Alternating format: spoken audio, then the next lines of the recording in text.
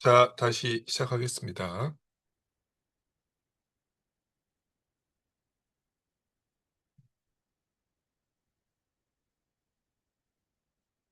네, 저 시간에 오늘 공부할 범위 발제를 다 들었고요. 네, 지금부터는 질의응답 시간입니다.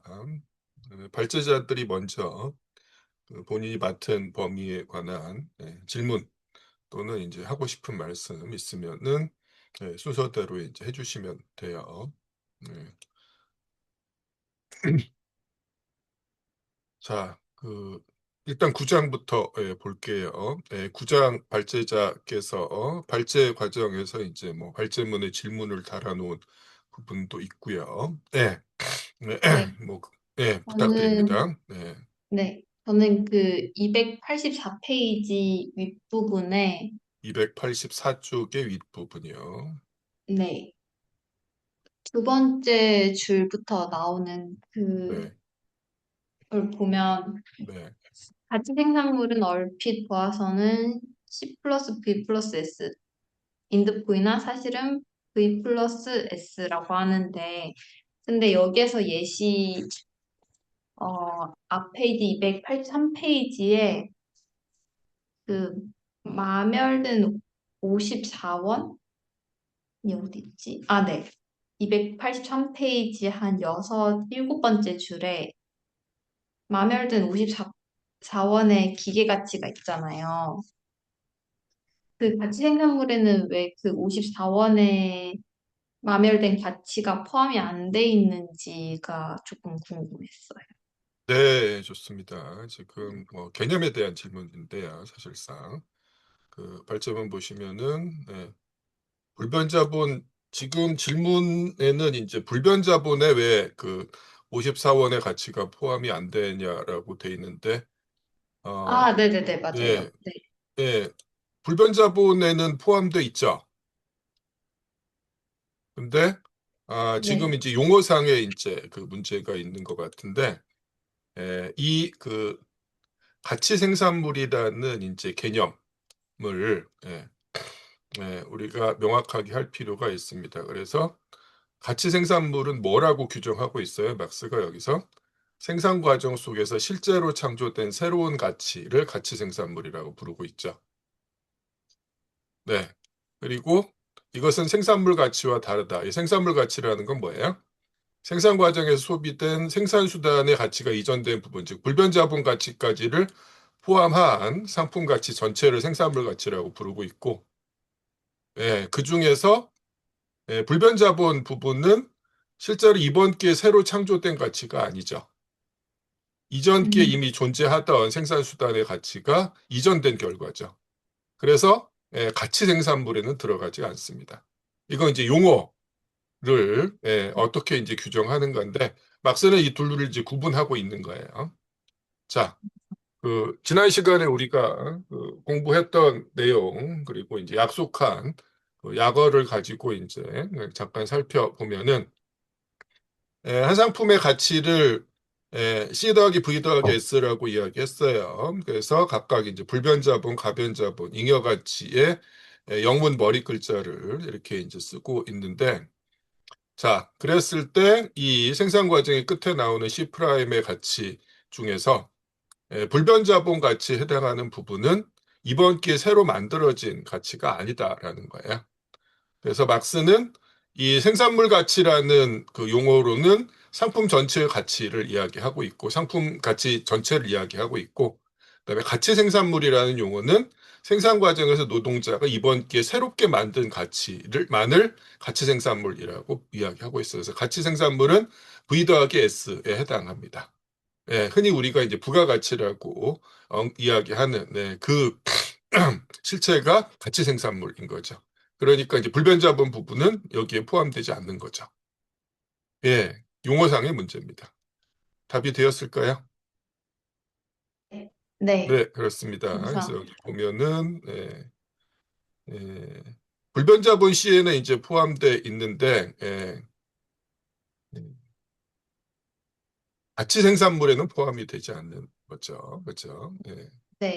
예, 왜냐면 예, 그 예, 용어에서 그 예, 설명할 때는 예, 이전이라고 예. 했는데 네, 54원은 마멸돼 있어서 이 네, 네, 네. 54원은 예, 네, 54원의 가치도 기계의 가치도 새롭게 만들어진 게 아니라 기계가 네, 마멸되면서 그 마멸된 만큼 이전된 결과물인 거죠. 네, 예, 네, 그러니까 이제 불변 자본 가치에 해당합니다. 네, 그래서 그 이전된 가치가 뭐 기계가 마멸된 결과물이건 아니면 이제 원료나 보조 재료가 소비되면서 이전된 결과물이건 동일하다라는 거죠. 이전된 가치라는 측면에서는 그렇게 네, 생각하시면 됩니다. 예, 네. 좋습니다. 또 추가적인 질문 있으면 해주시고요. 그리고 같은 페이지 284페이지 밑에의 V 플러스 S는 V 플러스 델타 V는 V 플러스 V 이 부분이 잘 이해가 안 됐어요. 아, 이거는 그냥 이제 쭉 읽으시면 되는데 V 더하기 S라고 했을 때 이 S가 잉여 가치잖아요. 네, 잉여 가치는 가변 자본이 증식된 거죠. 네. 그렇기 때문에 델타 V라고 쓰고 있고 V의 증가분이라고 쓰고 있습니다. 그래서 아, 잉여가치, 델타 V, V의 증가분 이게 전부 다 같은 말이에요. 네. 델타 V는 네. 그래서 델타, 이제 네. 그 발제문에 이제 있는 부분을 제가 조금 이제 그 변형을 시켰는데 이렇게 보면 이제 조금 더 보기 편하실 수가 있을 거예요. 음, 예, 그래서 그 델타라는 이제 용어는 그 우리가 지난번에 2편에서 나왔었죠. 예, 그리스 문자로 변화량을 가리키는 그런 이제 그 기호로 흔히 쓰이죠. 그렇습니다. 네. 예, 저는 좋습니다. 이상입니다. 네. 예, 자, 구장에서는 더 없으세요? 예, 발제자께서 이제 질문을 다 하셨는데 다른 분들 그 질문 또는 이제 하고 싶은 말씀 있으면 구장에서 부탁드립니다.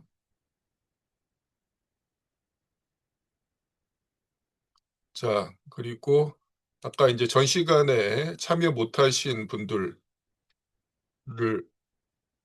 이제 안내를 다시 한번 드리면 지금 텔레그램 방에서 우리 이제 그 우리 공부한 내용에 대한 이제 복습을 언제 진행하면 좋을지에 대해서 여러분 의견을 받고 있습니다. 정규 시간에 하는 방법이 있고 아니면 이제 별도의 요일을 정해서 하는 방법이 있는데 어떤 게 이제 좋을지 각자 의견을 자유롭게 올려주시기 바랍니다.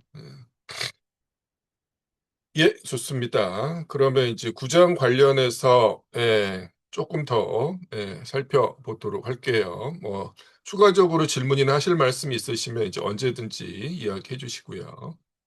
자, 일단 우리가 이제 개념, 용어에 익숙해질 필요가 있죠. 그래서 예, 일노동일, 하루 동안에 이제 노동 시간 동안에 노동자가 생산하는 가치 부분은 V 더하기 S입니다. 즉, 불변자본 부분은 새롭게 창조된 가치가 아니기 때문에 이걸 이제 그 제외하고 가치 생산물만 우리가 따져본다라는 거예요. 그때 이제 노동자가 생산한 가치의 일정 부분은 노동력의 가치를 보존하는 부분이죠. 노동력 재생산을 필요한 부분이고 자본주의적 생산이 폐지된다고 하더라도 생산자들의 생존을 위해서는 이제 반드시 행해져야만 하는 노동입니다. 그래서 이걸 필요 노동이라고 부르고요.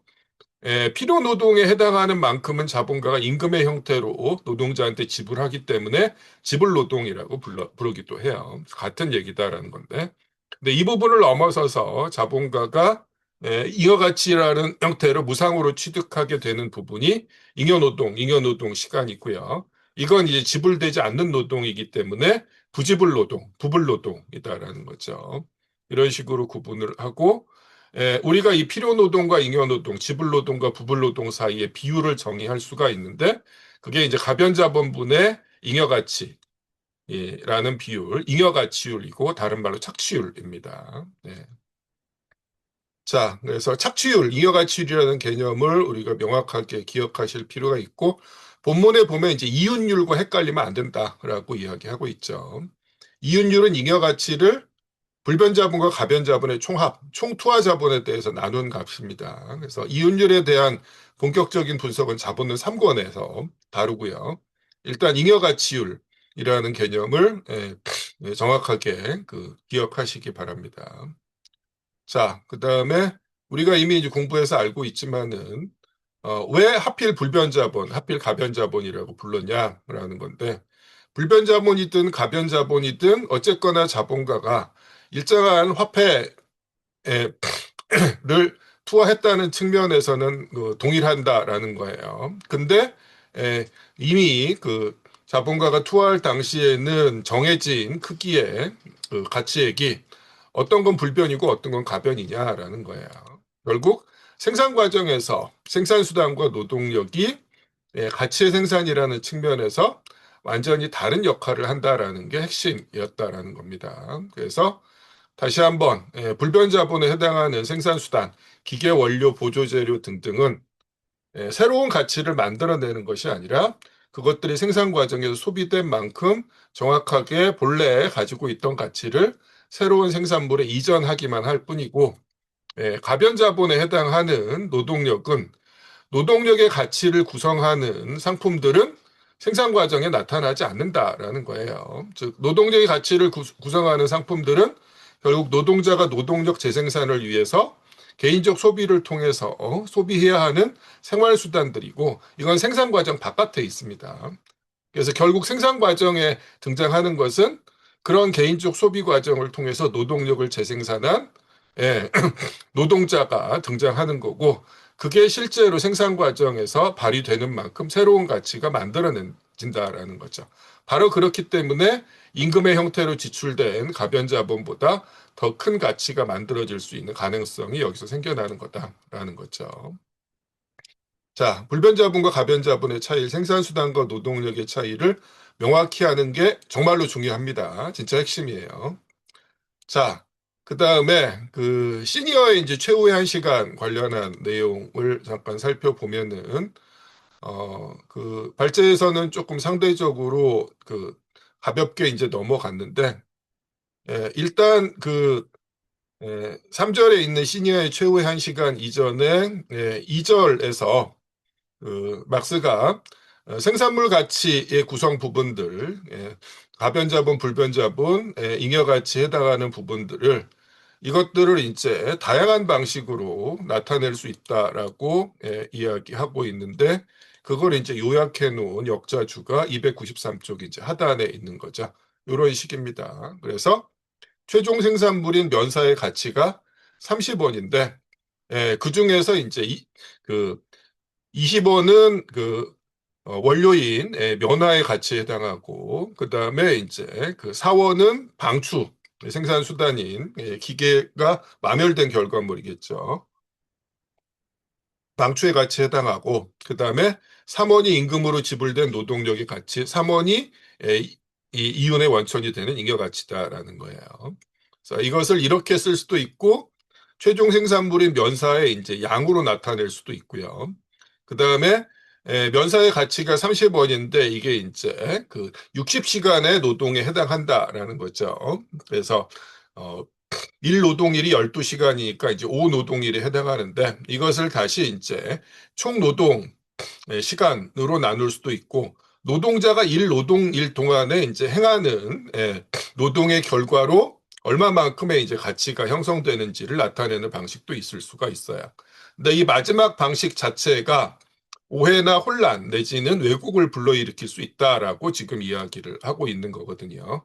이게 이제 시니어의 최후한 시간에서 등장하는 어, 정말로 이제 신비한 논리의 실체인데 자, 일단 이 내용을 같이 좀 읽어보도록 하겠습니다. 자, 296쪽에 뭐 보면은 그 앞서 이제 일 노동일을 이렇게 이제 생산물의 각각의 이제 구성 부분들 해당하는 식으로 이제 분배하는 방식이 공장 영국의 공장주 자본가들이 일상적으로 사용하는 거다라는 거예요. 근데 이것 자체가 틀린 건 아니다라는 거죠. 근데 이제 문제가 발생할 수밖에 없죠. 그 다음부터. 자, 정명옥 씨 지금 혹시 읽으실 수 있습니까? 어떻습니까?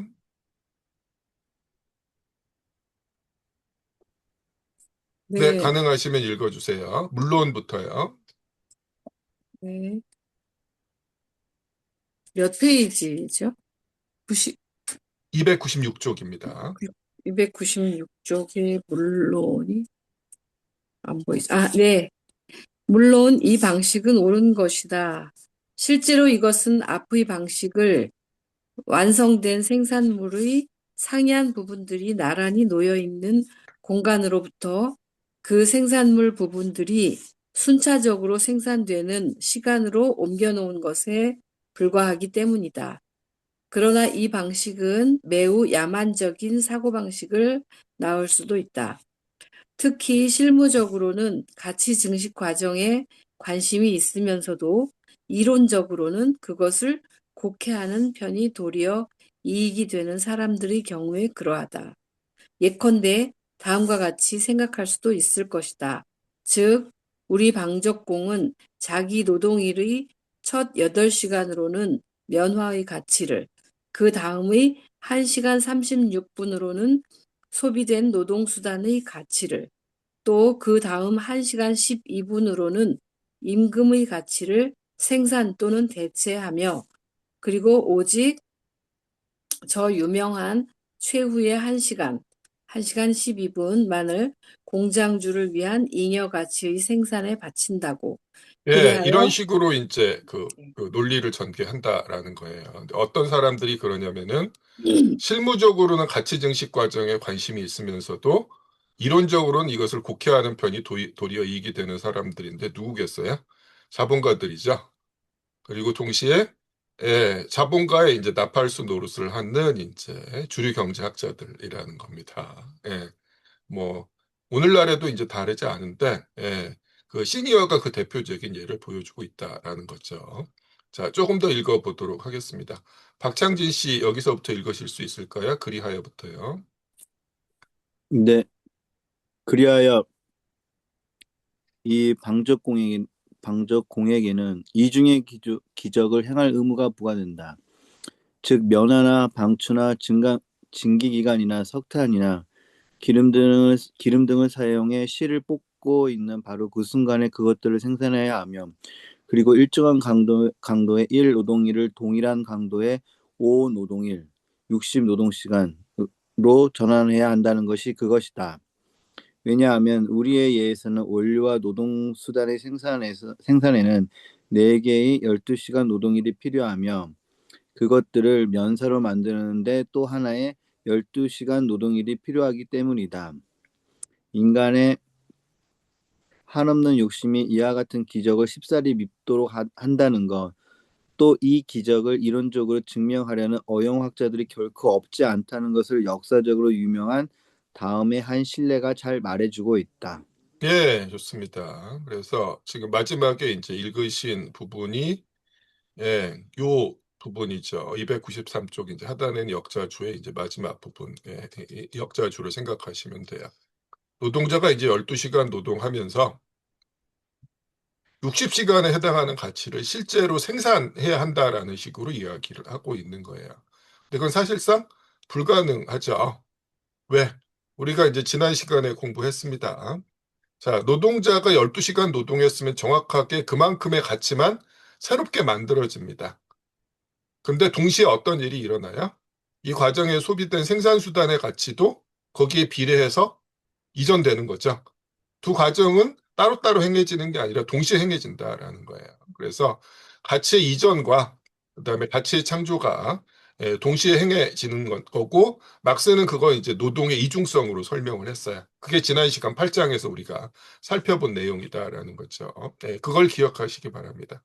근데 여기서는 전혀 이제 그것을 고려하지 않는, 또는 이제 못 본 채 하는, 그래서 이제 주류 경제학자답게 그런 이중적인 그 노동의 성격을 이해하지 못했을 수도 있고, 또는 알고 있으면서도 이제 못 본 척할 수도 못 본 척했을 수도 있는데, 그래서 이런 이제 되도 않는 논리가 등장하게 된다라는 이제 이야기죠. 그래서 뭐 시니어 소개를 여기서 하고 있어요.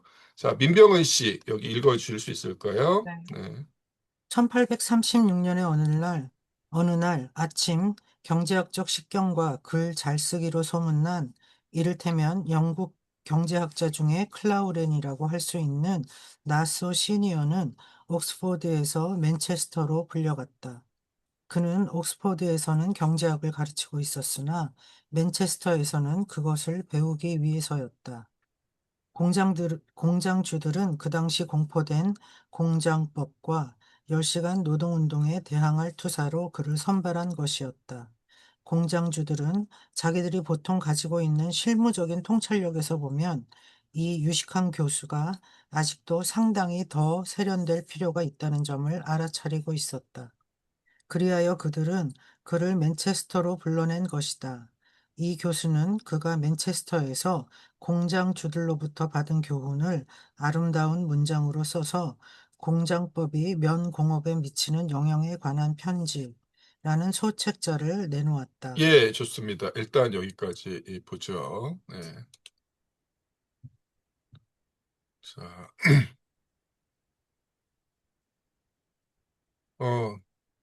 여기 보면 이제 나스 시니어라는 사람이 이제 등장하는데, 자본론에 이제 등장하는 이제 주류 경제학자들, 막스가 이제 속류 경제학자라고 부르는 이 주류 경제학자들은 쭉 읽다 보면 이제 정말 되도 않는 얘기들을 계속 거듭해서 합니다. 그래서 정말 이제 바보처럼 느껴지기도 하는데, 실제로 당대에 대단히 이제 그 유명하고 영향력이 큰 주류 경제학자들이었어요. 그래서 뭐 당시에는 이제 노벨 경제학상 같은 게 없었지만은 만약에 있었다라면은 한 번 정도는 그 수상자가 됐을 법한 그런 이제 영향력이 있는 나름 이제 유명한 사람들이었다라는 거죠. 근데 이제 막스 입장에서 보면은 전부 다 이제 그 자본가 이익을 옹호하기 위해서 현실을 이제 왜곡하거나 또는 현실을 정확하게 예, 파악하지 못하는 그런 한계를 가지고 있다라는 거죠. 그래서 당시에 이제 옥스퍼드라면은 영국의 옥스퍼드라면은 오늘날 이제 미국에서 그 경제학으로 제일 유명한 대학하고 이제 동급입니다. 그래서 당시엔 영국이 제일 최선진국이었고 따라서 이제 경제학도 영국의 경제학이 제일 그 앞서 있고 영향력이 컸죠. 근데 그 옥스퍼드 대학의 경제학 교수를 자본가들이 그 부른 거야. 뭡니까? 당시에 이제 노동자들이 10시간 노동일을 하루 10시간으로 단축할 것을 요구하고 있었는데 여기에 대항해서 그 자본가들의 이익을 대변하는 논리를 펼 것을 요청받은 거예요. 그래서 오늘날에도 이제 주류 경제학자들이 자본가 그리고 자본가 단체들에게 이런저런 프로젝트 용역을 수주하잖아요. 정확하게 이제 그런 상황입니다. 그래서 어떤 논리로 이제 노동일 단축에 이제 반대했는지에 대한 이야기예요. 자, 본문을 읽어보면은 여기서 이제 숫자가 조금 지저분합니다. 그래서 요거를 조금 단순화 시켜서 시니어 논리가 왜 이제 전혀 잘못된 것인지를 한번 확인을 해보도록 하겠습니다. 자, 자본가가 그 뭐 100만큼의 자본, 뭐 100억 원이어도 좋고 100조 원이어도 좋은데 자, 100억 원만큼의 화폐 자본을 투하해서 기계와 원료 등등의 90억 원만큼을 지출하고 임금으로 10억 원만큼을 지출했다라는 거예요. 그리고 생산 과정에서 잉여 가치가 20만큼 생산이 돼서 최종 생산물의 가치는 120이 되고 이걸 이제 가치대로 판매했을 때 120의 화폐를 회수해서 자본가는 20만큼의 이윤 잉여 가치를 얻게 됩니다. 뭐 이렇게 되는 거죠. 자, 우리가 알고 있듯이 생산 과정에서 이제 소비된 생산 수단의 가치는 가치 크기가 이제 변하지 않습니다. 그러니까 이제 90만큼 자본가가 지출을 했으면 90만큼의 가치가 회수가 되겠죠. 네. 자, 지금 이렇게 되죠. 그리고 새롭게 창조된 가치가 이제 30이고 이 중에서 이제 임금 부분을 제하고 20만큼이 이윤의 원천이 된다라는 거죠. 자, 12시간 노동일일 때 이렇게 된다라는 거예요. 그래서 12시간 노동을 했을 때 120만큼의 이제 가치를 갖는 최종 생산물이 나오는데 시니어 논리대로라면 12시간 노동일이 10시간으로 단축되면 어떻게 돼요? 첫 9시간은 불변자본 가치만 보존하고, 그 다음 1시간은 임금을 보존하고, 나머지 이제 2시간에 이윤이 생겨나니까 12시간을 10시간으로 단축시키면 시니어 논리대로라면 이윤이 한 푼도 안 남게 되잖아요. 근데 정말 그러냐라는 겁니다. 뭐 당연히 그렇지 않죠. 자, 우리가 알고 있듯이 12시간 노동일이 10시간으로 되면은 실제로 새롭게 창조된 가치 크기가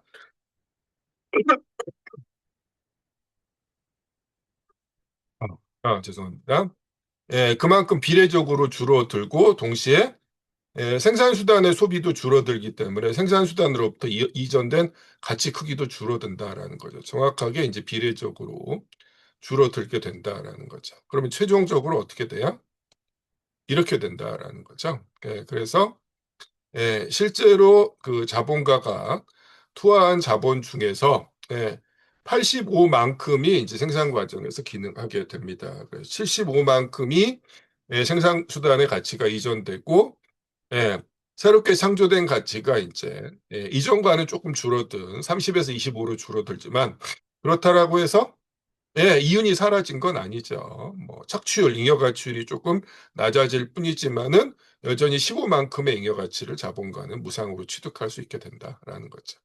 즉 생산 과정에서 생산 수단의 가치가 이전되는 것과 새로운 가치가 창조되는 게 이제 동시에 일어난다는 사실을 뭐 알지 못하거나 또는 이제 부정함으로써 이런 되도 않는 논리, 노동일 단축에 반대하는 논리가 성립한 거였다라는 거죠.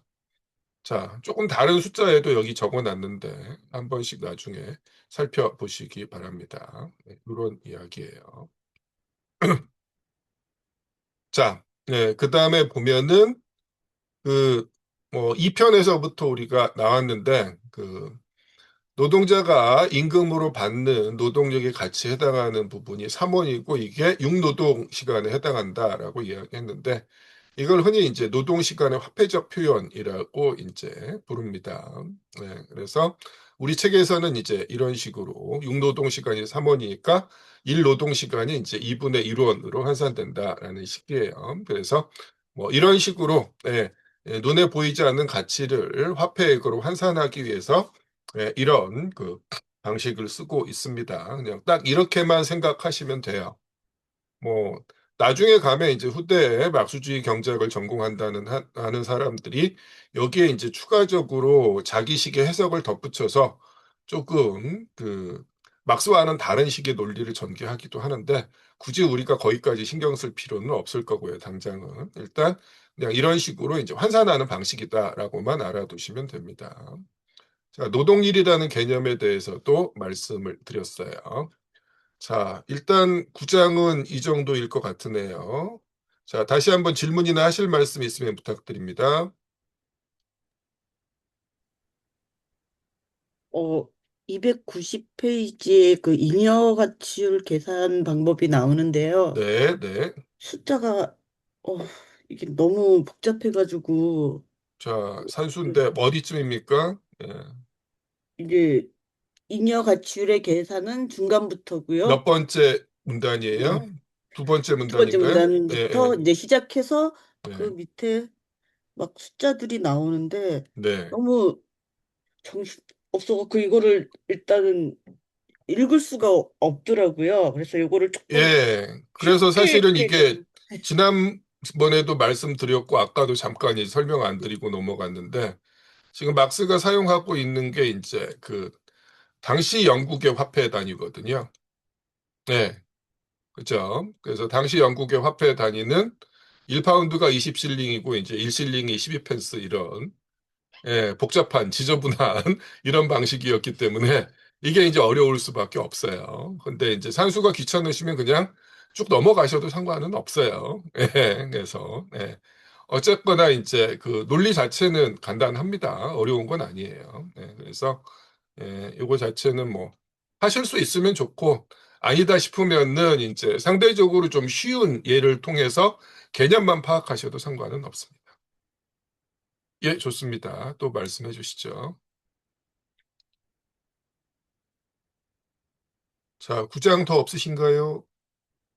저 네, 구장이라기보다 아까 네네, 설명하신 것 중에서요. 네네네, 그 노동의 이중성 이야기 하셨잖아요. 네네네, 예, 그러면 그 자본가가 네. 노동의 이중성을 인정하고 이전된 가치와 창조된 가치의 그 두 가치를 다 지불하는 게 맞다는 것이 마르크스의 그 주장인 아니요, 건가요? 아니요. 지금 그 네, 생산수단으로부터 이전된 가치와 노동자가 네, 새롭게 창조한 가치는 네.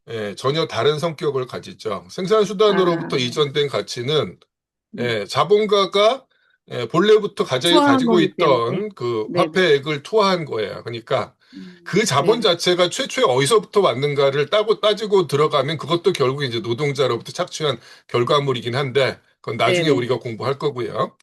일단 그러면 그 네, 부분을 그 문제 삼는 게 아니라 네. 노동자가 새롭게 창조한 가치가 제대로 지불이 안 되는 그 거? 중에 네, 이제 일부만이 임금으로 지불된다라는 거예요. 그게 우리가 네, 지난 시간에 본 내용이었잖아요. 네, 네, 그죠? 네.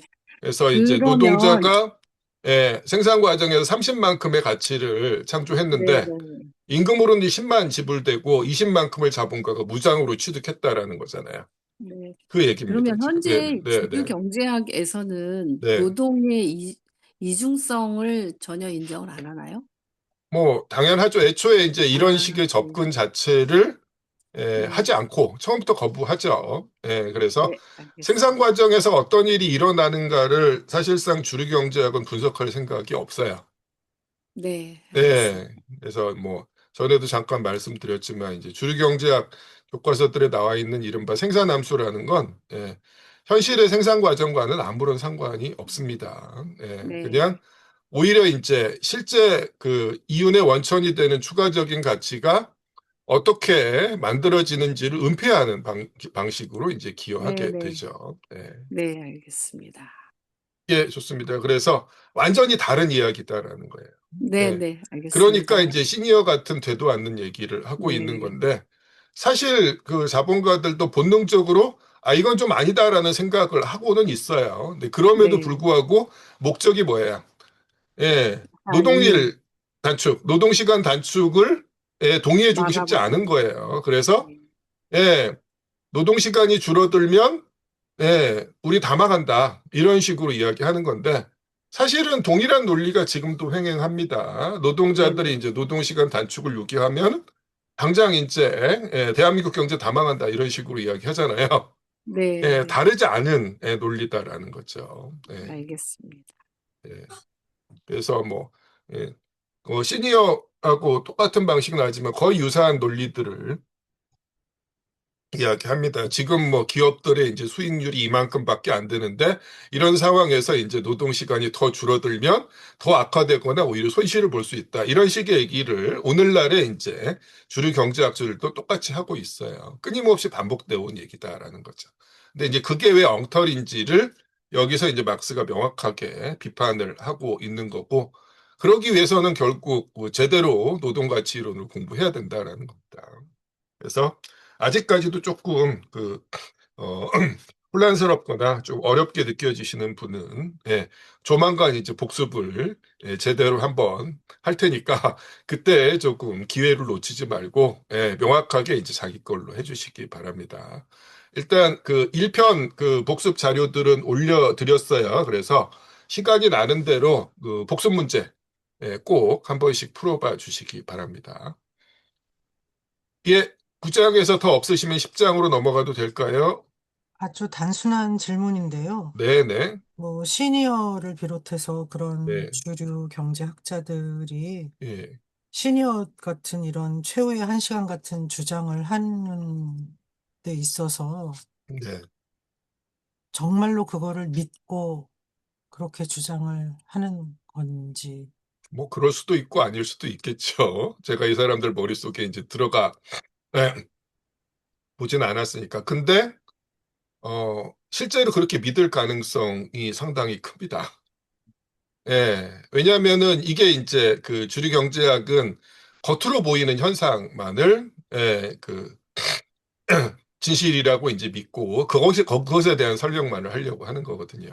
그래서 여기서 보면은 야, 노동자가 12시간 일하는데 이유는 마지막 1시간 12분에만 나온다라는 계산이 있는데 근데 노동 시간을 2시간씩이나 줄이면 어떤 일이 벌어질 거냐.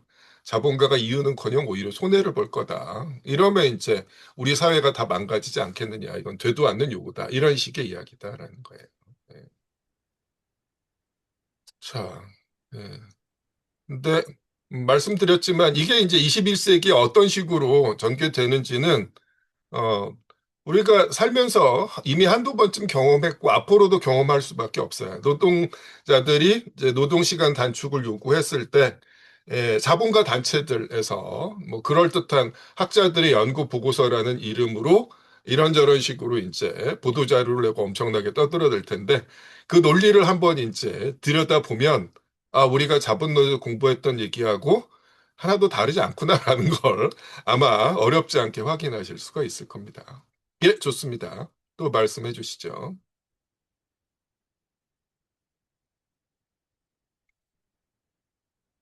예, 그러면 이제 10장으로 넘어갈 텐데요. 그 10장 넘어가기 전에 지난 시간에 우리가 신중간 계급이라는 이제 용어와 관련해서 토론을 진행했는데 관련해서 요 주제와 관련해서 입장을 제시하셨던 이제 오선희 씨가 별도로 좀 정의된 내용을 파일로 올려주셨어요. 그래서 한 번 정도씩 살펴보시기 바랍니다.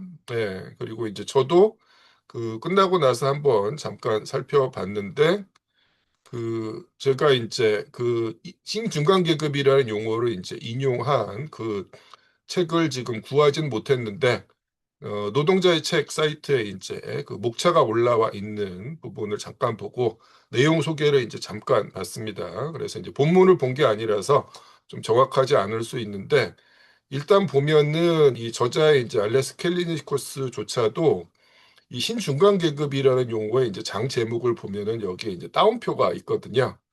근데 실제로 뭐 막스를 포함해서 저자들이 이제 어떤 용어를 사용할 때 이런 식으로 이제 따옴표를 붙이는 경우는 어, 내가 생각하기에는 이게 썩 좋지 않은 또는 이제 잘못된 용어지만 다른 사람들이 그렇게 쓰고 있기 때문에 할 수 없이 쓴다라는 이제 그런 의미를 담고 있어요. 그래서 실제로 이 개념어 자체가 막스로부터 비롯된 게 아니라 사실은 뭐 오늘날의 자본주의는 막스가 분석했던 자본주의와 다르기 때문에 막스식의 계급 구분이 더 이상 유효하지 않다라는 그런 이제 의도를 가지고 주류 학자들이 이제 만들어낸 용어다라는 거를 그 배경에 관해서 좀 생각해 보실 필요가 있습니다.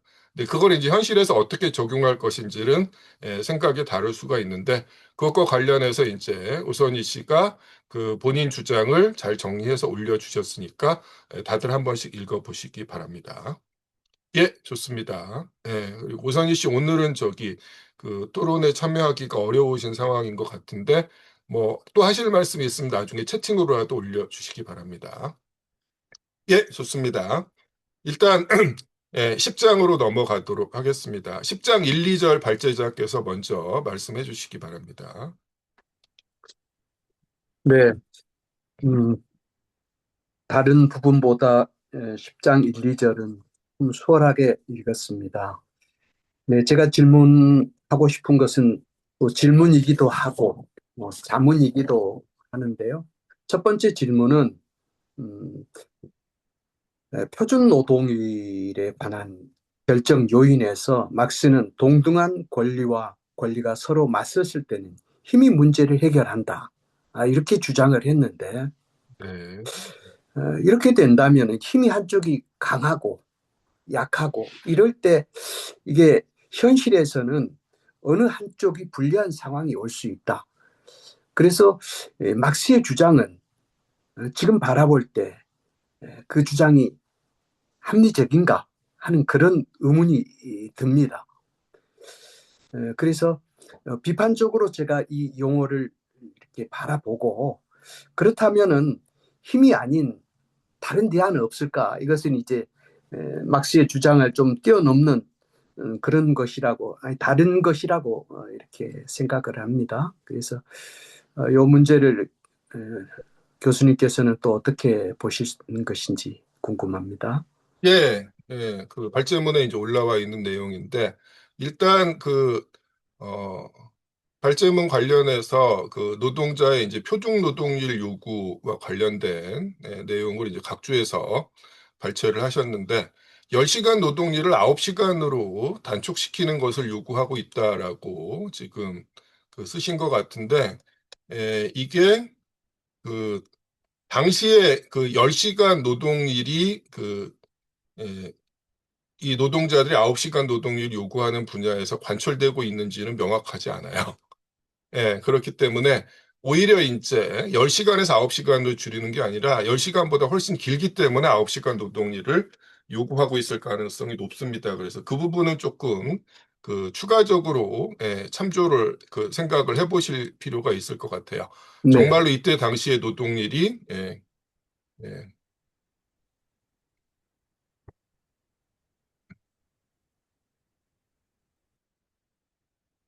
얼마였는지 확인이 필요합니다. 그래서 1시간 줄이겠다는 요구가 아닐 가능성이 높다라는 거죠. 제가 볼 때는. 일단 그렇고요. 자, 질문하신 부분을 보면은 이게 과연 이제 합리적이냐라고 이야기하는데 막스는 지금 뭐 합리성을 따지기 전에 현실이 이렇다라고 지금 이야기를 하고 있는 거잖아요. 그죠?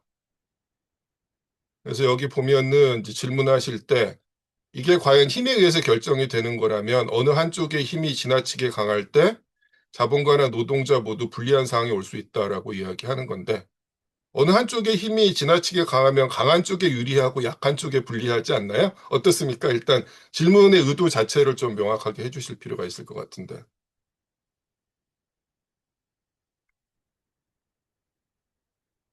예, 질문하신 분 말씀 부탁드립니다. 결제자께서. 예, 잘 들립니까? 네네. 네, 노동자의 힘이 지나치게 강할 경우가 올 수도 있고 반대의 경우도 상정할 수 있거든요. 그런데 그것이 힘으로만 이 문제를 해결한다고 하는 막스의 주장이 저는 좀 지나치지 않는가 그런 생각이 들어서 다른 대안은 뭐가 없을까? 이제 현실적인 것이죠. 그런 생각을 해보았습니다. 글쎄요, 지금 막스가 분석하고 있는 것은 뭐 이렇다라는 주장이 아니라 이게 현실이다라는 거거든요. 네, 네. 네, 현실이다. 예, 이게 현실이라는 거예요. 막스는 어떤 이제 합리성, 윤리, 도덕 이런 것들을 기준으로 제시하지 않습니다. 그죠? 이게 자본주의적 생산의 현실이라는 거예요. 그래서 자본가와 노동자는 분명히 이제 서로 예, 대립적인 지향을 가질 수밖에 없다라는 거고 그게 이제 자본주의 사회가 계급 사회이고 착취 사회인 이상 불가피하다라는 거예요. 그 네, 얘기를 하고 있는 겁니다. 네, 네. 그리고 이제 막스의 입장에 따르면은 모든 계급이 동의할 수 있는 합리적 대안이라는 건 존재할 수가 없죠. 애초에. 네, 그렇잖아요. 네, 예. 뭐, 이해됐습니다. 조금 이제 다른 얘기처럼 들리겠지만은, 아까 이제 오늘 세미나 시작할 때, 제가 이제 그, 올해 초까지 강의를 했던 서울대 경제학부에서 제가 강의했던 과목을 아예 폐지시켜 버렸다고 했잖아요. 네, 예, 그건 사실은 이제 자본가들의 입장을 옹호하는 주류 경제학의 힘이 압도적으로 강한 경우거든요. 예, 네, 네, 강했기 때문에 가능했던 거고, 여기서의 합리성이라고 한다면 주류 경제학 내지는 자본가 입장에서의 합리성이 적극적으로 관철된 결과다라는 거예요. 네, 예, 근데 반대로 이제 노동자 입장을 대변하는 경제학은 대학에서 받아들여지지 않는다라는 사실이 확인된 거고요. 그게 결국 뭐예요? 힘의 문제를 해결한 하나의 예다라는 겁니다. 네, 예, 그리고 사실은 우리가 이제 발제하면서도 확인하셨을 거고, 그 다음에 이제 다른 범위, 발제문 들으면서도 책을 읽으면서 확인할 수 있는 것처럼, 예, 정말로 이제 살던 일들이 벌어졌고, 그리고 이제 19세기 중반 상황을 배경으로 하고 있지만, 오늘날에도 다르지 않은 일들이 한국을 포함해서 전 세계적으로 벌어지고 있는 상황이잖아요. 그래서 단순히 이제 막스가 이렇다라고 주장을 하고 있는 게 아니라 그 자본주의적 생산의 현실은 이럴 수밖에 없다라고 확인하고 있는 거다라고 그 생각이 저는 그렇게 생각이 듭니다. 그래서 본인 생각은 어떠신지 또 고민을 해주시기 바랍니다. 네, 네. 네, 다음 두 번째 질문은 네, 네, 네, 음, 택배 노동자들이 네, 상차 작업을 하고 네, 그 상차 작업을 하고 이제 배달을 나가는데 배달은 건수에 네, 대해서 봤는데 상차 노동하는 것은 무임금이었다 하는 것이 몇 년 전에 보도에서 봤습니다. 그렇게 착취를 당하고 있고 저 또한 오랫동안 직장 생활 하면서 30분 일찍 출근하는 것은 이것은 관행이었고 아무 거기에 대한 문제 제기조차 할 생각조차 못했습니다. 그런데 지금 이와 같은 현실은 어, 회사, 공장뿐만 아니라 일반 공공기관에도 이렇게 많이 퍼져 있는데 지금은 좀 사정이 나아졌습니다. 이것은 이제 현실에서의 상황들을 어떻게 좀 타파할 수 있을 것인가.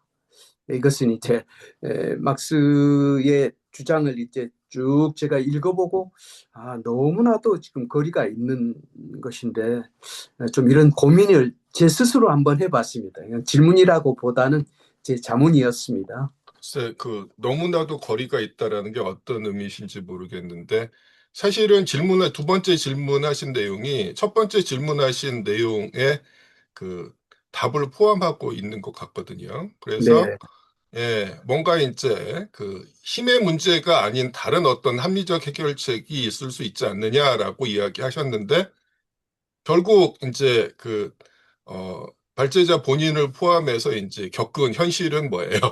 결국 이게 이제 힘의 결과물이잖아요. 그죠? 자본가의 힘이 압도적으로 이제 강했기 때문에 노동자들이 자신들이 행한 노동에 대해서 노동력 재생산 비용인 임금조차 받지 못하는, 주장하지 못하는 상황들이 대단히 오랫동안 지속이 되었고, 지금은 좀 상황이 나아졌다라고 하는 이유는 뭐겠어요? 노동자들이 힘을 발휘했기 때문이겠죠. 네, 노동자들이 힘을 발휘하는 방식은 단결해서 투쟁하는 거잖아요. 네, 그렇기 때문에 이제 자본가가 결코 자발적으로 합리적으로 이 문제를 받아들이진 않았을 거다라는 거예요. 그래서 우리가 다음 시간에 영국에서 공장법의 역사를 살펴볼 텐데, 예, 국가가 뭔가 자본가와 노동자를 공평무사하게 조율해서 노동일을 규제한 것도 아니고 결국에는 이게 계급투쟁의 결과물이었다라는 거야. 그래서 결국 이 문제가 예, 예, 두 계급 사이에 투쟁에서 경청될 수밖에 없다는 사실을 다음 시간에 우리가 공부할 영국 공장법의 역사에서 대단히 이제 생생하게 볼 수 있을 거고, 그리고 실제로 이제 자본론이 집필된 막스 당시 이후로도 지금까지도 대한민국 포함해서 현재 진행형인 이야기다라는 거죠. 한번 고민을 해보시기 바랍니다. 그래서 막스 얘기가 현실하고 멀리 떨어져 있는 게 아니라 오히려 너무나도 이제 정확하게 19세기 당시뿐만 아니라 오늘날까지도 그대로 관철되고 있는 상황이 아닌가 생각이 듭니다. 저로서는 일단 그렇습니다. 그래서 질문 하단에 이제 제가 표기한 것처럼 네, 이것이 네. 이윤을 추구하는 이런 기업에서뿐만 아니라 에, 이를테면은 공직 사회에도 이런 것이 관행처럼 굳어져 있는 것이 문화의 영향이 자, 공직사회라고 이제 이야기하지만 이른바 이제 국가기관 이라고 이제 알려져 있는 이런 영역도 결국에는 직접적으로 이윤을 추구하지 않는 것처럼 보이지만 이윤 획득을 목적으로 기능하는 자본주의적 기업과 다르지 않는 그런 방식이 작동할 수밖에 없다라는 거죠. 노동자들한테는. 그 얘기예요. 그걸 이제 문화라는 방식으로 해석 하시는 건 이제 조금 다른 접근법일 텐데 실제로 자본주의적 생산이 지배적인 사회에서는 어떤 분야든 간에 자본 임노동 관계가 성립하고 있는 영역에서는 똑같은 이런 그 자본가들이 더 많은 이윤을, 더 많은 잉여 가치를 얻어내기 위해서 노동자들에게 행하는 모든 일들이 결국에는 벌어질 수밖에 없다라는 거죠. 이른바 이제 공무원 사회라고 해서 다르지 않다라는 겁니다. 그걸 한번 생각해 보셨으면 좋겠습니다. 이게 이제 문화의 차이일까라는 거예요. 네. 그리고 지금 여기서 지금 막스가 예로 들고 있는 거는 19세기 중반 영국이잖아요. 또 다른 네. 나라도 있지만 당시에 19세기 중반의 영국은 최선진국이었잖아요. 그죠? 네. 그리고 이제 뭐 오늘날의 이제 영국을 포함한 이제 유럽 사회는 아직까지는 이제 그 21세기의 대한민국 노동자들이 볼 때 노동자들의 권리나 그 노동 조건, 임금 수준이 한국보다는 훨씬 그 유리한 이런 사회인데 그 사회들도 처음에는 이랬다라는 겁니다. 19세기에는. 그러면 이제 그 사회에서 오늘날과 같은 상황으로 변화되기 위해서 어떤 게 필요했을까? 어떻게 그게 가능했을까라는 거예요. 다시 한번 막스의 말에 따르면 결국 힘의 문제다라는 거죠. 네. 수없이 많은 노동자들이 글자 그대로 피를 흘리면서 단결해서 싸웠기 때문에 그나마 가능해졌던 거고 아직 대한민국은 노동자들의 이 힘이 충분치 못하기 때문에 여전히 이런 식의 누가 보더라도 이제 그 말이 안 되는 뭐 자본가 입장에서 합리적이고 효율적일 수 있겠지만은 대부분의 사람들 노동자 입장에서 보기에 말이 안 되는 일들이 버젓이 당연시되고 있는 거다라는 거죠. 한번 고민해 보셨으면 좋겠습니다. 네. 질문을 하나만 더 드리겠습니다. 네네. 네. 필요 노동, 잉여 노동, 네. 이런 것을 우리가 여러 차례 지금 많이 나왔습니다만 제가 네. 드는 생각은 하루 12시간을 일할 때 일하는 것을 가정하면 앞에 6시간은 필요 노동이고 뒤에는 잉여 노동이다. 뭐 10시간을 일한다면 앞에 5시간, 뒤에 5시간. 아니요, 그렇진 않아요. 이런 표현들이 나와서 그것은 제가 볼 때 좀 뭐 근거가 뭐가 있는 것인가? 그것은 가정인 것인가? 그것이 확실한 부분이 가정이죠, 가정. 네, 모두가 다 그렇다는 것이죠. 지금 여기서 이야기하고 있는 건 뭐냐면은 뭐 자본론에 나온 숫자에는 뭐 당시 현실의 그 사례들로부터 이제 가져온 것도 있지만은 대부분 이제 가정이에요. 근데 이제 현실에 기반한 가정인 거죠. 그래서 일 노동일이 12시간 일하는 것도 하나의 가정입니다. 그죠? 네. 그리고 이제 그 중에 6시간에 해당하는 부분이 필요 노동이라는 것도 가정이다라는 거예요. 설명을 이제 편하게 하기 위해서 그렇게 단순화시켜서 가정을 한 건데 그런 상황에서 그 12시간 노동일이 이제 10시간으로 줄어들면 어떤 일이 벌어지겠어요? 우리가 방금 구장에서 봤던 것처럼 시니어와 같은 주류 경제학자나 자본가들의 논리에 따르면 이윤이 한 푼도 없어지는 것처럼 보이겠지만 실제로는 어떻게 돼요? 이윤의 원천이 된 잉여 가치가 조금 줄어들 뿐이지 이윤이 사라지지는 않잖아요. 그렇죠? 노동자가 12시간 걸려서 생산한 가치가 6원이라면 10시간에 거쳐서 이제 생산한 가치는 5원이 될 텐데 그 중에서 여전히 노동자가 3원의 임금을 받는다면 잉여 가치가 3원에서 2원으로 줄어들 뿐이다라는 거죠. 그 얘기입니다. 어려운 얘기가 아니에요. 네, 이해를 했습니다. 네네네. 네, 고맙습니다. 좋습니다. 또 다른 질문 있으면 부탁드립니다.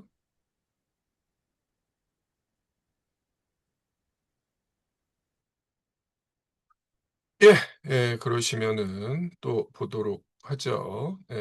자본론, 아이고.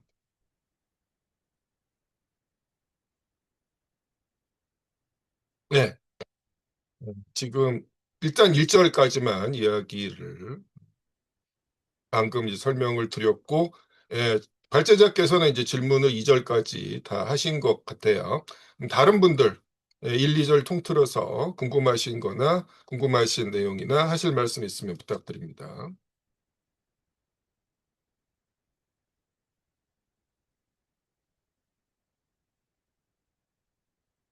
자, 2절의 제목은 잉여노동에 대한 탐욕이에요. 근데 여기서 이제 막스가 대비를 시키고 있는 게 공장주와 보야르입니다. 그래서 자본주의적 생산을 전제로 했을 때 자본주의적 생산을 운영하고 있는 자본가, 공장주하고 그다음에 이제 봉건제에서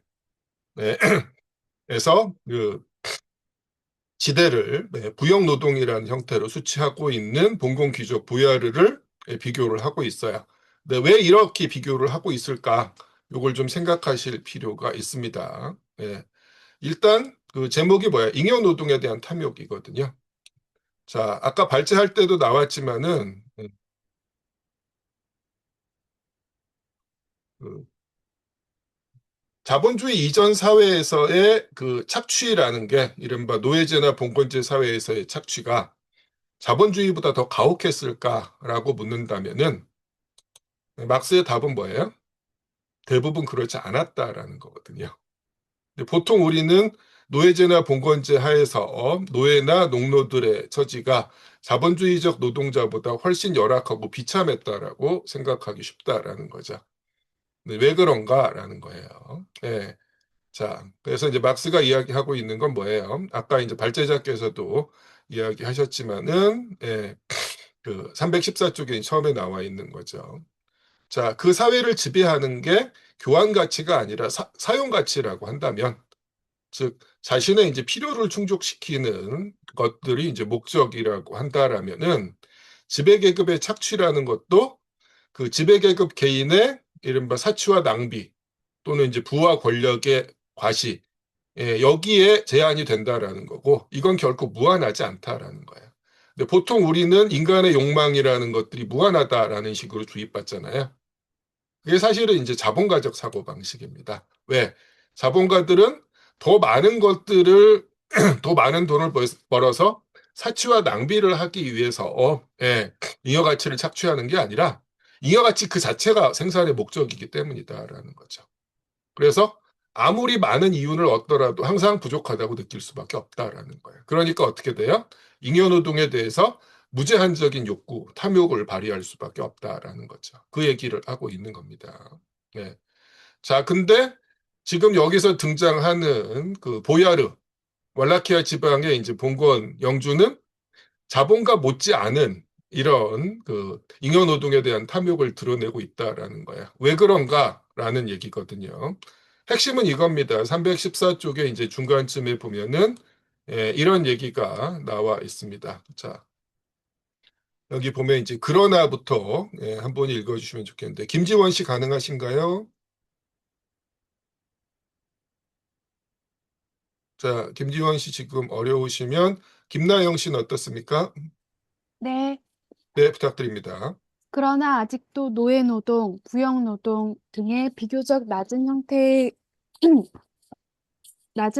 의거해 생산하고 있는 민족들이 자본주의적 생산 양식이 지배하는 세계 시장의 소용돌이 속으로 끌려들어가 그들 생산물의 해외 판매를 주요한 관심사로 삼게 되면 노예제나 농노제 등의 야만적인 잔악성 위에 과도노동이라는 문명화한 잔악성이 접목된다. 예, 그렇습니다. 보통 우리나라가 이제 노예제나 봉건제에 대해서 대단히 이제 끔찍하다라는 그 생각을 가지게 되는 게 사실상 우리가 직접적으로 이제 그 접하게 된 또는 우리 기억에 남아있는 인상적인 노예제나 봉건제가 자본주의적 상품 시장에 포섭된 노예제나 봉건제이기 때문에 그렇다라는 거죠. 그래서 자, 우리가 이제 노예제라고 하면은 떠올리는 게 이제 미국 남부의 흑인 노예제잖아요. 그게 이제 얼마나 끔찍했는지 우리가 알고 있는데, 실제로 막스가 이야기하고 있는 건 뭐예요? 자, 미국 남부의 그 연화 농장주들이 세계 시장을 대상으로 해서 주로 이제 당시에 그 면공업이 발전했던 영국, 잉글랜드였죠. 그걸 대상으로 수출을 본격적으로 하기 전까지는 노예들에 대한 처우가 딱히 그렇게 가혹하지 않았다라는 거예요. 근데 문제는 어떻게 돼요? 이제 그 국내 수요를 충족시키는 데 그치는 게 아니라 해외 수출을 통해서 더 많은 교환 가치를 목적으로 하게 되면 어떤 일이 벌어졌냐라는 겁니다. 당시에 이제 흑인 노예들은 주로 이제 아프리카에서 노예 사냥을 통해서 수집돼서 그 대서양을 건너서 옮겨졌는데 실제로 그 노예들을 운반하는 그 선박의 그 환경이라는 게 대단히 끔찍했다라고 하죠. 뭐 제대로 앉거나 이제 서는 게 불가능한 정말로 관자처럼 돼 있는 이런 곳에다가 이제 층층이 짐짝처럼 이제 실려가지고 몇 날 며칠을 항해를 이제 견뎌야 했다라는 거야. 그래서 제대로 먹을 수도 없고 마실 수도 없는 상태에서 그다음에 이제 뭐 배설물도 제대로 처리가 안 되는 상황에서 엄청나게 이제 태양이 내리쬐는 이런 항해 기간을 예, 견뎌낸 노예들만 미국 남부에서 이제 일할 수 있었던 거. 이 과정에서 또 엄청난 노예들이 이미 도착도 하기 전에 죽어나갔고 그걸 견뎌낸 강골인 노예들도 평균 수명이 7년이었다라고 하잖아요. 그죠? 예. 그게 이제 그 남부의 농장주들 입장에서 자기들이 노예를 구입하는 데 들인 비용 대비 성능비, 이른바 가성비가 제일 좋았다라는 거잖아요. 이런 식의 이제 가혹한 노동이 행해진 게 과연 이게 노예제였기 때문이냐라는 거예요. 사실은 이른바 이제 야만적인 잔악성, 노예제라는 야만적인 잔악성도 이 일조를 했겠지만은 더 중요한 건 뭐다? 과도 노동이라는 문명화된 잔악성. 즉 생산의 목적이 더 이상 사용 가치가 아니라 교환 가치, 잉여 가치로 되었기 때문에 이런 일이 벌어졌다라는 거예요.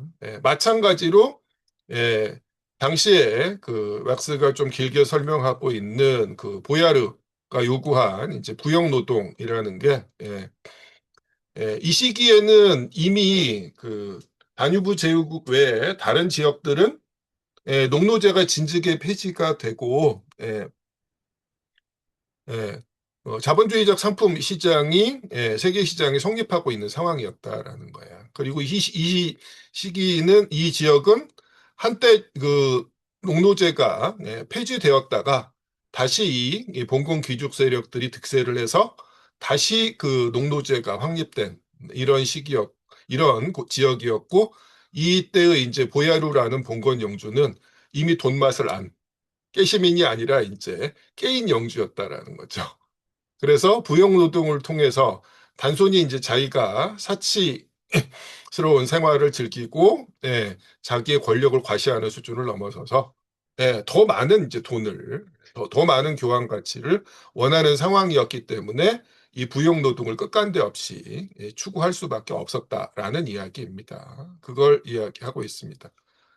그래서 실제로 이걸 비교함으로써 자본주의적 생산에서 아까 발제자께서 하셨던 것처럼 필요노동과 잉여노동이 뚜렷하게 구분되지 않는다라는 거예요. 특히나 우리가 지난 시간에 봤던 것처럼 임금이 이제 노동의 대가라는 식으로 위장이 되면서 마치 자본가의 이윤이라는 게 어떤 신비하고 정당한 이유가 있는 것처럼 되기 때문에 착취가 은폐되는데 노예제나 봉건제 하에서는 이제 그게 명확하게 이제 드러난다라는 거죠.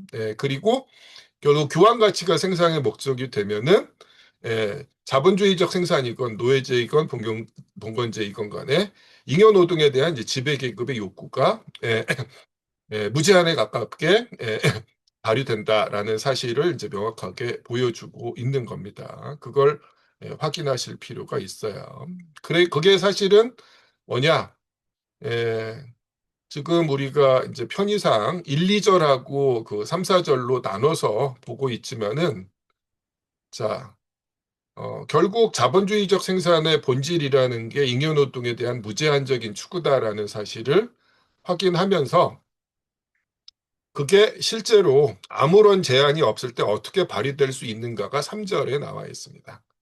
3절의 제목이 착취의 법적 제한이 없는 영국의 산업부문인데 지금 막스가 자본론을 출간하고 있는 1860년대에는 이미 그 영국 잉글랜드의 다수의 산업 부문에서 공장법이 제정이 되고 노동 시간이나 노동 조건에 대한 규제가 부분적으로 행해지고 있던 시기예요. 근데 이런저런 명분으로 그런 그 규제가 전혀 그 적용되지 않는 그 예외를 적용받은 부문들이 당시에 존재했고 그랬을 때 자본가의 잉여노동에 대한 탐욕이 아무런 제한 없이 발휘되면 이제 어떤 일이 그, 벌어지는가를 3절에서 이제 보여주고 있는 거다라는 거죠. 그래서 3절의 얘기를 이제 들어보면은 정말로 이제 끔찍한 일들이 벌어지잖아요. 근데 이걸 단순히 19세기에는 이랬구나 자본주의 초기에는 정말로 이제 끔찍했다 이런 식으로 넘어갈 수 있는 게 아니라 이게 바로 자본주의적 생산의 본질이다라는 걸 이제 막스가 보여주고 있는 거다라는 거죠. 예. 그리고 뭐 그 어제 이제 일요일 세미나 시간에 그 언급이 됐는데 여기 보면 이제 아동 노동 얘기도 이제 많이 나오잖아요. 그럼 이제 21세기에는 그 아동 노동에 대한 제한이라는 게그 어느 정도 이루어지고 있으니까 그런 이런 일들은 이제 벌어지지 않느냐라고 묻는다라면은 뭐 지금도 이제 전 세계적으로 아동 노동이 광범위하게 행해지고 있고 뭐 한국에서도 이제 미성년자들이 각종의 방식으로 이제 노동에 내몰리고 있을 뿐만 아니라 나름 선진국이라는 이제 미국에서조차도 아동 노동이 광범위하게 사용되고 있고 거기에 대한 규제를 무력화하거나 완화하려는 시도들이 전면적으로 행해지고 있다는 사실이 확인이 됐어요. 그 텔레그램 방에 보면은 이제 일요일 세미나에 참여하신 분 중에 한 분이 미국에서의 이제 아동 노동이 어떤 식으로 벌어지고 있는지에 대한 자료들을 링크를 해 놓으셨는데 그래서 여기 나와 있는 얘기가 이제 19세기 중반 수준의 옛날 얘기가 아니라 여전히 이제 자본주의적 생산, 자본주의 사회에서 21세기에도 관철되고 있는 현재 진행형인 이야기다라는 걸 기억하실 필요가 있다라는 겁니다. 예, 좋습니다. 또 다른 질문이나 하실 말씀 있으면 해주시기 바랍니다.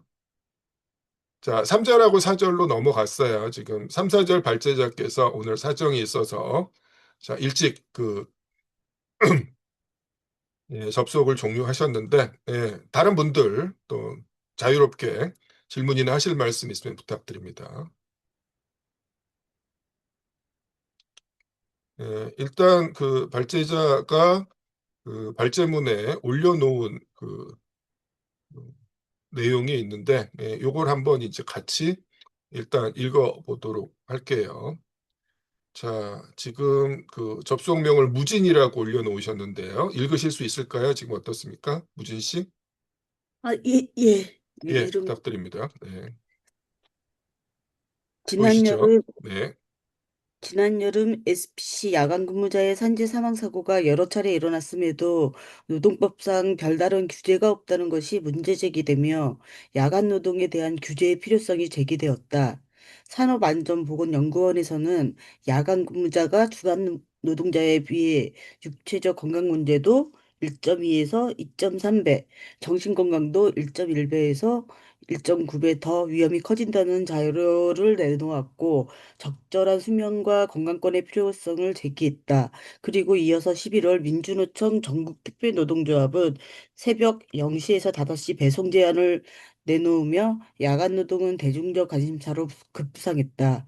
국내 노동법상 야간 노동에 대한 별다른 규제가 없는 현실도 애석하지만 야간 논의의 초점은 1. 야간 노동에 대한 직업 선택의 자유를 허락해야 한다는 자유주의적 입장과 이 노동자의 건강권을 요청하는 목소리로 일축되었다.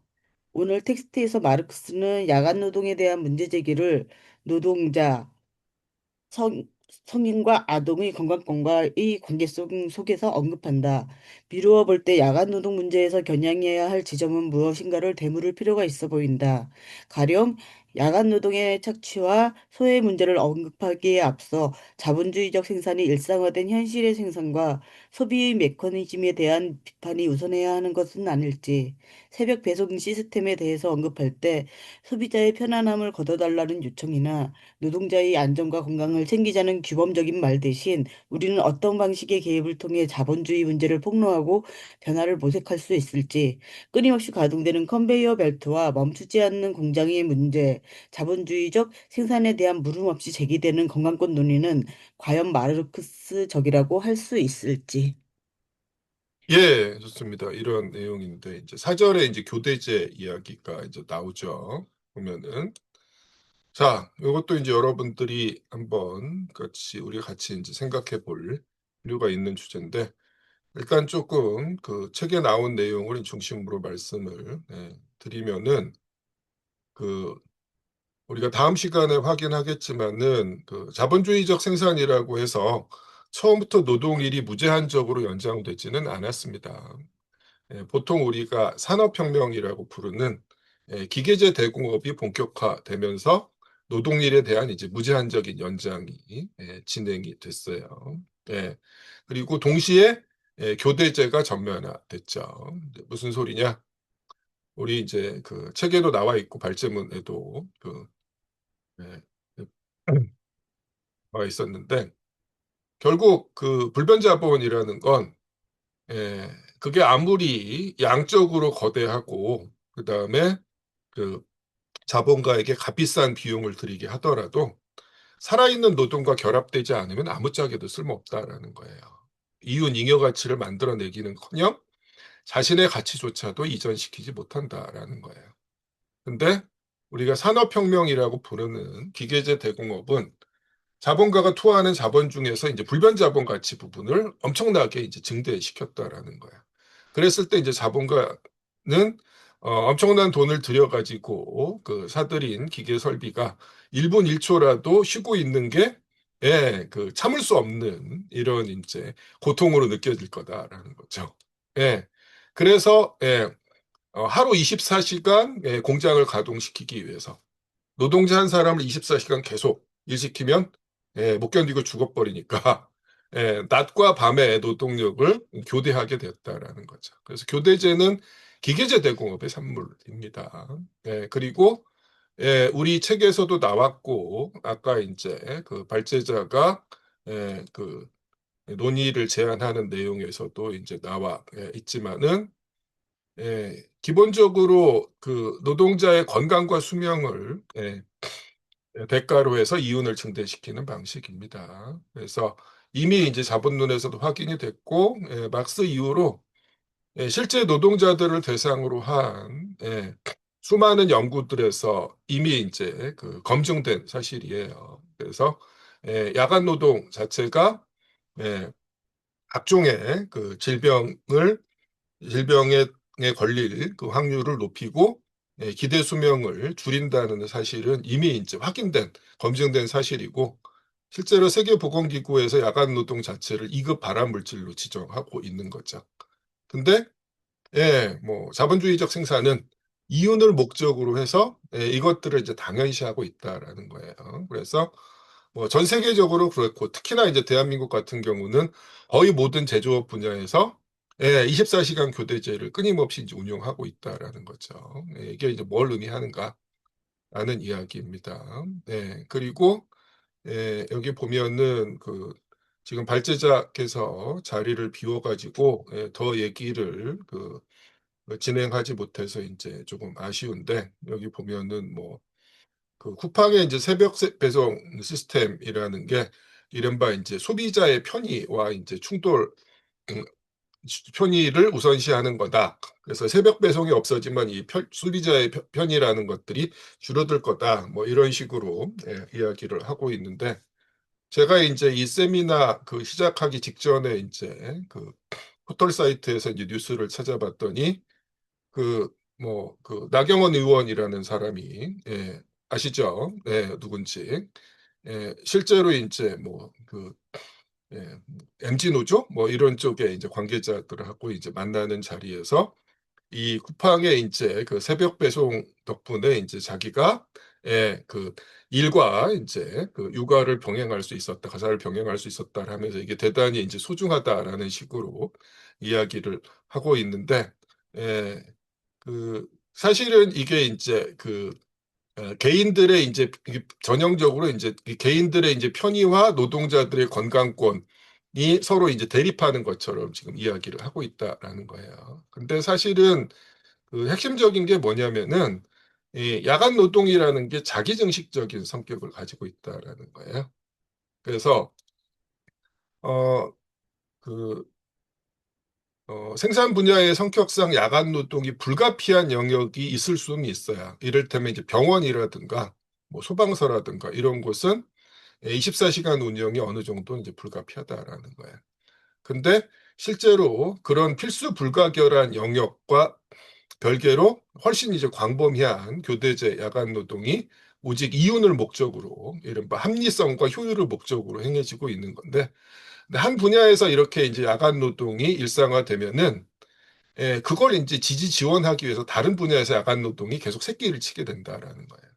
그래서 밤새서 일하는 노동자들이 있다라고 하면은 당장 그 노동자들이 밤에 이제 야간 노동을 하는 동안 휴식을 취하고 식사를 해야 되는데 그걸 지원하기 위한 야간 노동이 또 생겨나게 됩니다. 그리고 이제 밤에 이렇게 야간 노동을 하는 노동자들이 출퇴근을 해야 될 때 거기에 대한 교통수단을 지원해야 되기 때문에 야간 노동이 거기에 또 붙게 되죠. 이런 식으로 야간 노동이 계속해서 자기역식적인 성격을 가지고 광범위하게 이제 퍼져나간다라는 거예요. 그리고 그런 상황이 너무나도 이제 당연시돼 있으면서 노동자들조차도 새벽 배송이라는 게 일상의 이제 편리함을 안겨다 준다라는 식으로 생각을 하고 있는데 실제로 그 새벽 배송을 통해서 아침 일찍 그 필요한 물품을 이제 전달받아야 되는 상황 자체가 문제시 된다라는 생각을 다들 이제 안 하고 있다라는 거죠. 왜 그 새벽 배송을 통해서만 물품을 전달받아야 일상을 무리 없이 꾸릴 수가 있는 거예요. 그 새벽 배송을 요청하는 그 노동자 자체가 자본가의 요구에 따라서 대단히 아침 일찍부터 출근해야 되고 밤늦게까지 일해야 되기 때문에 그걸 이제 자신의 노동력 재생산을 위해서 거기에 들이는 비용과 수고를 조금이라도 줄이기 위해서 새벽 배송을 자연스럽게 요구하게 되는 거잖아요. 그러면 결국 이거는 얼핏 보면은 그런 이제 야간 노동을 하는 노동자들 자신의 이제 건강권의 문제인 것처럼 보이지만 사실은 대한민국 자본주의, 뭐 전 세계적으로도 마찬가지죠. 자본주의 사회 전체가 노동자들에게 이제 끊임없이 과도 노동과 24시간 자본가를 위해서 일하면서 노동자를 착취당하는 걸 요구하는 이 시스템 자체의 문제일 거다라는 거죠. 애초에 정말로 필수 불가결한 부분을 제외한 모든 야간 노동 자체를 아예 없애버린다라면은 그걸 지지 지원하기 위한 야간 노동들도 거의 필요하지 않게 될 거다라는 겁니다. 그러면 이제 과연 새벽 배송이 정말로 편리하고 필수 불가결한 것이라고 주장할 필요가 있을까라는 거죠. 이런 걸 좀 생각하실 필요가 있을 거라는 겁니다. 그래서 막스가 지금 19세기 중반의 상황에서 자본가들이 더 많은 이윤, 더 많은 잉여 가치를 위해서 이 교대제를 당연시하고 있다는 사실을 고발을 하고 있는데 21세기에는 이게 뭐 줄어들기는커녕 훨씬 더 이제 광범위해지고 그다음에 이제 당연시되고 있는 거다라는 거죠. 그걸 한번 심각하게 고민해 보실 필요가 있어요.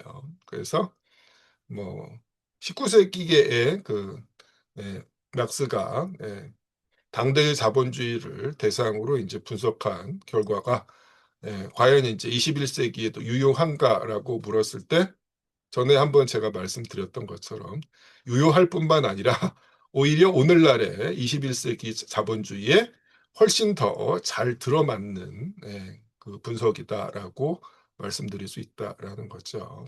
그래서 뭐 옛날 얘기, 남의 나라 얘기가 아니라 이게 현재 우리의 이야기다라는 걸 한 번씩 상기하셨으면 좋겠습니다. 예, 추가적으로 더 질문이나 하실 말씀 있으면 부탁드리겠습니다.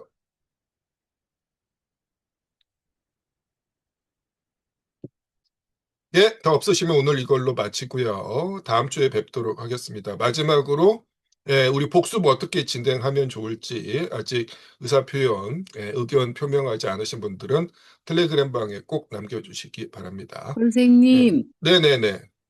예, 제가 자꾸 엉뚱한 것만 질문해서 죄송한데, 아니요. 엉뚱한 질문 그동안 없었습니다. 제 기억에는. 네네. 러다이트 운동이 있었잖아요. 네네. 그거 나중에 나옵니다. 아, 그래요? 우리 일권 하에 보면 이제 기계화 대공업이라는 장에서 기계 파괴 운동, 러다이트 운동에 대해서 나와요. 아주 이제 흥미진진한 얘기들이 나옵니다. 근데 결과에 대한 것이 별로 예. 많이 기술이 안 돼 있는 거, 제가 물론 안 그 봐서 결과는 대단히 이제 무참한 실패로 끝났죠. 그리고 네. 엄청난 탄압과 반동을 불러왔습니다. 네. 근데 왜 그럴 수밖에 없었는지 이제 막스가 거기에 대해서 평가를 하고 있어요. 그때 가서 우리가 한번 살펴보도록 하겠습니다. 알겠습니다. 네, 감사합니다. 예, 좋습니다. 또 추가적인 말씀 있으면 해주시고요. 예, 더 없으시면 오늘 마치겠습니다. 늦은 밤까지 수고 많으셨습니다. 안녕히 네. 주무십시오. 감사합니다. 수고하셨습니다. 고생하셨습니다.